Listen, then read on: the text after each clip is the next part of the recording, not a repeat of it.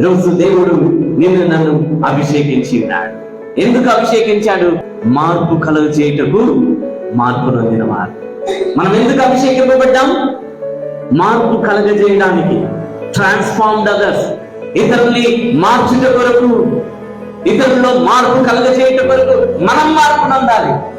ఈరోజు మనం మార్పు నొందిన బిడ్డలుగా, క్రైస్తవులుగా ఈరోజు మనం జీవిస్తూ ఉన్నాము.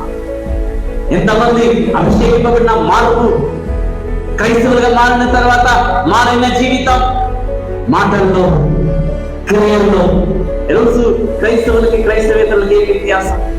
ఈరోజు మనం మార్పు నొందినటువంటి అనుభవం, అభిషేకింపబడిన అనుభవం ఈరోజు క్రైస్తవులలో ఉండాలి. మనం ఆ రీతిగా మనం జీవించాలి. అందుకొరకే దేవుడు మనల్ని అభిషేకించి కేవలం బోధకులు మాత్రం కాదు, క్రైస్తవులందరినీ కూడా అభిషేకింపబడినటువంటి వారు. క్రీస్తు చేత, ఆత్మ చేత నింపబడిన మనమందరం కూడా అభిషేకింపబడిన వాళ్ళం. ఈరోజు అభిషేకము మనలో నిలిచి ఉన్నదా?